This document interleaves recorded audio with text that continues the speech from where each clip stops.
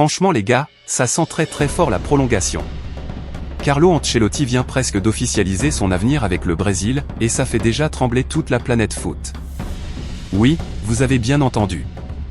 Donc Carlo serait sur le point de signer un nouveau contrat de 4 ans avec la Seleção, juste avant la Coupe du Monde 2026. Et quand on connaît son palmarès XXL et son expérience des grands rendez-vous, ça change totalement la donne. Dans une interview accordée à l'émission Universo Valdano, Ancelotti n'a pas fait de langue de bois. Il a clairement déclaré: je pense que je vais renouveler mon contrat de 4 ans avec le Brésil. C'est un nouveau travail, je l'aime beaucoup. En gros, le message est limpide, il est bien au Brésil, il kiffe le projet, et il veut continuer l'aventure. Rappelons que le mystère italien a pris les commandes de la Seleção en mai 2025, après un deuxième passage monumental au Real Madrid. Ligue des Champions, titre majeur, gestion parfaite des stars. Carlo, c'est du très lourd. Et maintenant, il veut écrire l'histoire avec le Brésil.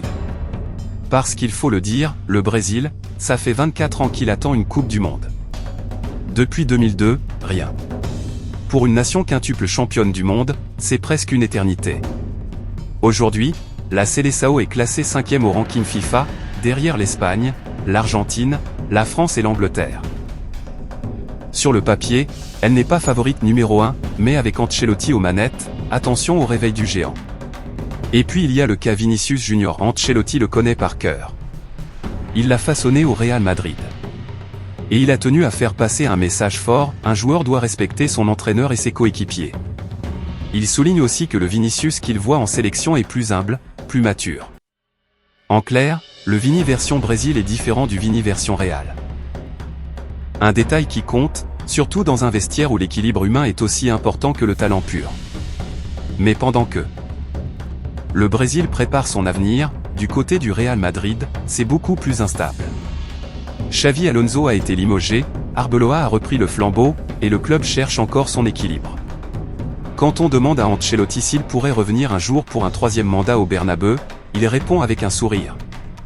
C'est une bonne question. Traduction ? Dans le football, on ne ferme jamais totalement la porte. Mais pour l'instant, il est focus à 100% sur le Brésil. Et soyons honnêtes. Si cette prolongation se confirme, c'est un énorme coup pour la Seleção. Mais c'est aussi un coup dur pour des clubs comme Manchester United ou même le Real Madrid, qui pourraient rêver de récupérer un coach de ce calibre. Carlo Ancelotti, ce n'est pas juste un entraîneur. C'est un gestionnaire de vestiaire, un stratège, un mec qui sait gagner quand la pression est maximale. Et dans une Coupe du Monde organisée aux États-Unis, au Canada et au Mexique, il faudra un patron sur le banc. La compétition arrive vite. Très vite. Les préparatifs sont déjà lancés. Les équipes peaufinent leur liste. Les supporters rêvent. Et le Brésil, avec Don Carlo à la barre, commence sérieusement à croire qu'il peut mettre fin à 24 ans de disette. Alors la vraie question, les gars. Est-ce qu'Ancelotti est l'homme qui va ramener la 6e étoile au Brésil? Dites-moi ce que vous en pensez. Parce que si ça se confirme, 2026 pourrait bien être l'année du grand retour de la Seleção au sommet du monde. Merci d'avoir regardé la vidéo Personne avec les mains jointes. Si tu aimes le football et les infos qui font parler, pense à t'abonner à Eurosport Buzz TV Ballon de football. Like, commente et active la cloche pour ne rien rater. On se retrouve très vite pour une nouvelle actu foot.